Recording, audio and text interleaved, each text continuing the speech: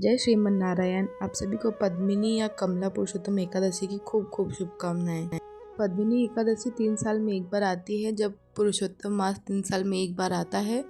वैसे तो हर साल पूरे साल भर में 24 एकादशी पड़ती है, पर इस बार 26 एकादशी पड़ रही है क्योंकि इस बार पुरुषोत्तम मास लगा हुआ है, जैसा कि हम सभी जानते हैं। इस वीडियो में हम आपको पूरी जानकारी देंगे, क्या पूजा विधि है, क्या करना चाहिए क्या नहीं करना चाहिए, और बढ़ती गर्मियों में लड्डू गोपाल जी की सेवा कैसे करें। तो सबसे पहले हम चौकी लगा के पूजा कर सकते हैं या अपने मंदिर में भी पूजा कर सकते हैं। सबसे पहले एक चौकी लगा लेंगे हम और उस पर पीले वस्त्र बिछा लेंगे। जैसे कि हमारे श्री हरि विष्णु जी को पीले वस्त्र बहुत पसंद है, पीला कलर कोई भी।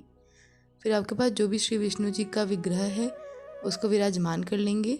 अगर मूर्ति विग्रह है वो भी विराजमान कर लेंगे। तिल और फूलों का आसन देके और हम थोड़ा इत्र भी लगा देंगे आसपास, ताकि अच्छी सुगंधी आए। फिर हमारे प्रथम देव गणेश भगवान जी को भी हम विराजमान कर लेंगे तिल और फूल का आसन देके। हमारे घर में लड्डू गोपाल जी का बाल स्वरूप जो होता है श्री हरि विष्णु जी का, उनको हम चाहे पहले से स्नान आदि करवा के पूजा में विराजमान करके पूजा कर सकते हैं, या फिर हम पूजा करते समय ही उनको स्नान करवाएं। उस दिन हम लड्डू गोपाल जी को पंचामृत से भी स्नान करवा सकते हैं।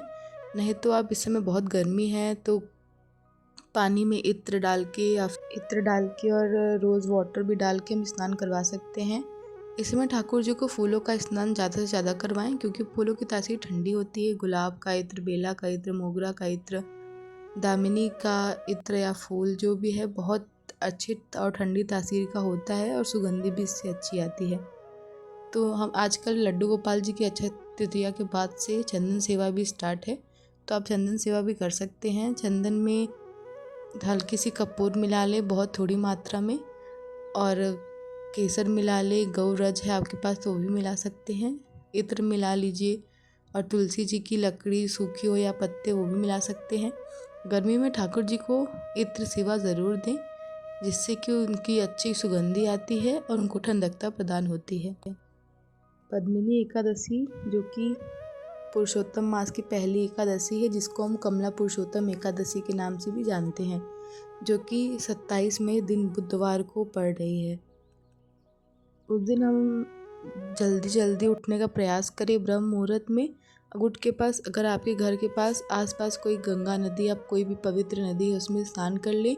अगर नहीं है तो घर के पानी में ही गंगा जल मिला के आप स्नान कर सकते हैं। उसके बाद हमें जल्दी उठ के लड्डू गोपाल जी को उठा के उनका श्रृंगार आदि करवा करके पूजा करनी है। और जिस दिन आप एकादशी व्रत रहते हैं उस दिन शैम्पू या साबुन ना यूज़ करें, और अपने कपड़े भी ना धोएं साबुन या सरफ कोई भी लगा के। कोशिश करें कि अगले दिन आप उसके कपड़े धो सकते हैं। अगर आप पूरे साल भर की एकादशी का व्रत नहीं भी रहते हैं और ये अगर 3 साल में एक बार आने वाली एकादशी का आप पालन करके नियम करके अच्छे से अगर रह लेते हैं तो सारे एकादशी के फल के समान फल मिलता है, ऐसा कहा जाता है। लड्डू गोपाल जी को हम श्रृंगार आदि अच्छे से करवा देंगे और कोशिश करें उस दिन हम लड्डू गोपाल जी को पीले वस्त्र पहनाएं, पर बहुत जड़काऊ या बहुत ज़्यादा हैवी ना रहें क्योंकि गर्मी बहुत पड़ रही है। उसके बाद हम फूल चढ़ा देंगे, पीले फूल। और इस समय जो भी ऋतु फल है जैसे खीरा, ककड़ी, खरबूजा, तरबूज, आम, ये सब का हम भोग ज़रूर लगाएंगे। और अगर आप व्रत भी रहते हैं तो इसमें फलाहारी की जगह सिर्फ यही आपको ऋतु फल ही करना है या कुछ और नहीं खाना है। हम मखाने की खीर भी बना के चढ़ा सकते हैं। अगर मखाने की खीर नहीं बना पा रहे हैं तो ड्राई फ्रूट्स और मखाना हम चढ़ा देंगे। उसके बाद इस महीने में दीपदान का बहुत अधिक महत्व बताया गया है। तो तुलसी जी की सूखी लकड़ी को लेके हम उस पर कॉटन की बत्ती होती है या कॉटन लपेट देंगे घी लगा के।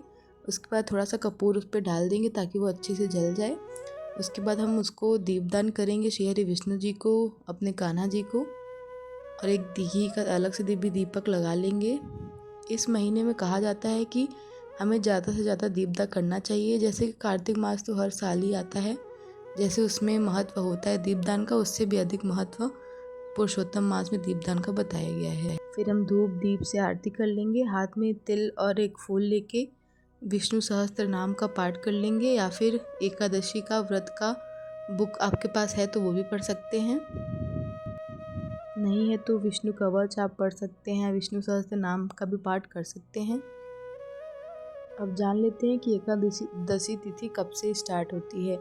एकादशी 26 तारीख से स्टार्ट हो जाएगी सुबह 6 बजे से ही लेके, और 27 तारीख को सुबह 8 बजे तक ख़त्म हो जाएगी। उदया तिथि होने के कारण हम व्रत 27 तारीख को रखेंगे, क्योंकि उदया तिथि में रखे गए व्रत पूजा बहुत फलित होते हैं।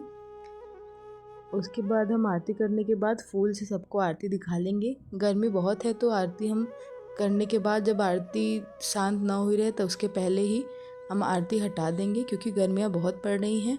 और 1 लोटा जल हम पूजा में रखे रहेंगे, जो हमें सूर्य भगवान को बाद में अर्घ दे देना है। जान लेते हैं पारण का समय क्या है।